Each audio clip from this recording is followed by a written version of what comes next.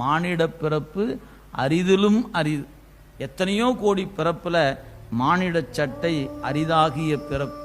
அந்த மானிட சட்டையில எங்கேயோ பிறப்பதை விட இந்திய திருநாட்டில் பிறப்பது அதவனும் அரிது.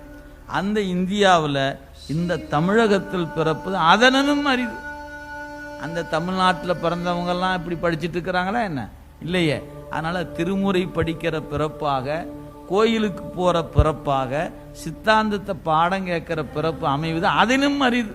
அதுக்கப்புறம் இதில் நமச்சிவாயம் வாங்கியிருப்பது அரிது, அதில் சிவாய நம்ம வாங்குவது அதிலும் அரிது, அதில் இன்னும் கொஞ்சம் போனால் சிவைய சிவ நம்ம வாங்குறது அதிலும் அரிது.